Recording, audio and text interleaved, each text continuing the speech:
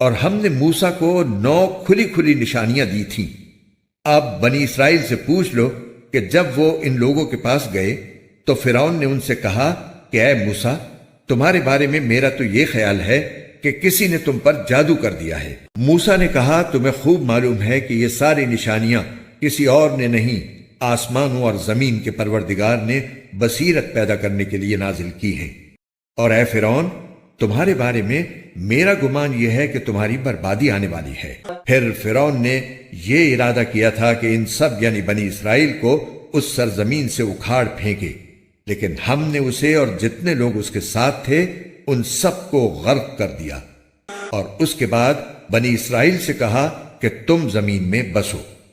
پھر جب آخرت کا وعدہ پورا ہونے کا وقت آئے گا تو ہم تم سب کو جمع کر کے حاضر کر دیں گے۔ ہم نے اس قرآن کو حق ہی کے ساتھ نازل کیا ہے اور حق ہی کے ساتھ یہ اترا ہے، اور اے پیغمبر، ہم نے تمہیں کسی اور کام کے لیے نہیں بلکہ صرف اس لیے بھیجا ہے کہ تم فرما برداروں کو خوشخبری دو اور نافرمانوں کو خبردار کرو۔ اور ہم نے قرآن کے جدا جدا حصے بنائے تاکہ تم اسے ٹھہر ٹھہر کر لوگوں کے سامنے پڑھو، اور ہم نے اسے تھوڑا تھوڑا کر کے اتارا ہے۔ کافروں سے کہہ دو کہ چاہے تم اس پر ایمان لاؤ یا نہ لاؤ، جب یہ قرآن ان لوگوں کے سامنے پڑھا جاتا ہے جن کو اس سے پہلے علم دیا گیا تھا تو وہ ٹھوڑیوں کے بل سجدے میں گر جاتی ہیں اور کہتے ہیں پاک ہے ہمارا پروردگار، بے شک ہمارے پروردگار کا وعدہ تو پورا ہی ہو کر رہتا ہے، اور وہ روتے ہوئے ٹھوڑیوں کے بل گر جاتے ہیں، اور یہ قرآن ان کے دلوں کی عاجزی کو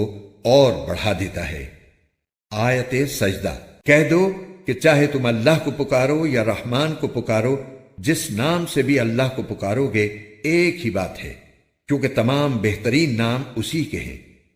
اور تم اپنی نماز نہ بہت اونچی آواز سے پڑھو اور نہ بہت پست آواز سے، بلکہ ان دونوں کے درمیان معتدل راستہ اختیار کرو، اور کہو کہ تمام تعریفیں اللہ کی ہیں، جس نے نہ کوئی بیٹا بنایا، نہ اس کی سلطنت میں کوئی شریک ہے، اور نہ اسے عاجزی سے بچانے کے لیے کوئی حمایتی درکار ہے، اور اس کی ایسی بڑائی بیان کرو جیسی بڑائی بیان کرنے کا اسے حق حاصل ہے۔ مفتی محمد تقی عثمانی۔ آیت نمبر 101۔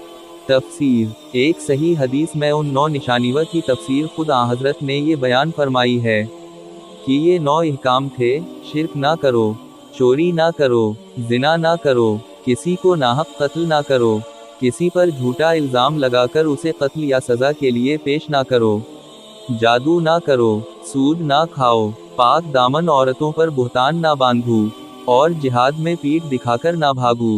ابو داؤد، نسائی، ابن ماجہ۔ آیت نمبر 108۔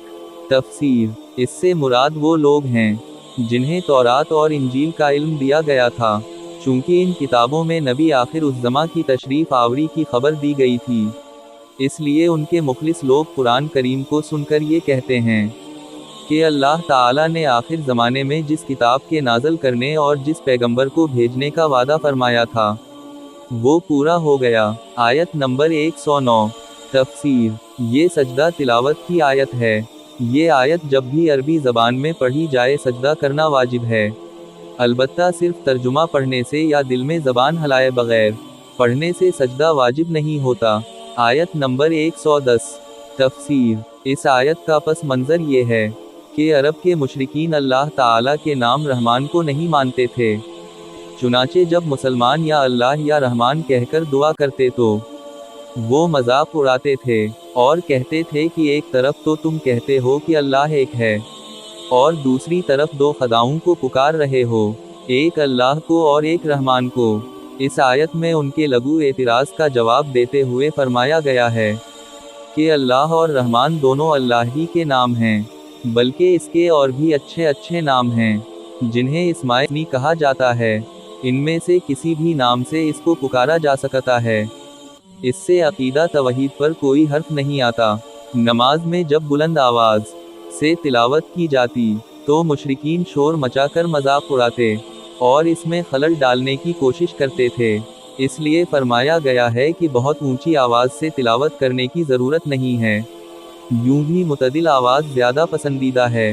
آیت نمبر 111۔ تفسیر۔ بہت سے کافروں کا یہ خیال تھا کہ جس ذات کا نہ کوئی بیٹا ہو اور نہ اس کی سلطنت میں کوئی شریک ہو، وہ تو بڑی کمزور ذات ہوگی۔ اس آیت نے واضح فرما دیا کہ اولاد اور مددگاروں کی حاجت اس کو ہوتی ہے جو کمزور ہو، اور اللہ تعالیٰ کی ذات اتنی قوی ہے کہ اسے کمزوری دور کرنے کے لیے نہ کسی اولاد کی ضرورت ہے، نہ کسی مددگار کی حاجت۔ قرآن کے اردو اور ہندی ترجمہ اور تفسیر کے خوبصورت ایمان افروز ویڈیوز کو دیکھنے کے لیے ہمارے چینل قرآن دین اور دنیا ایپ کو لائک، سبسکرائب اور شیئر کیجیے۔ شکریہ۔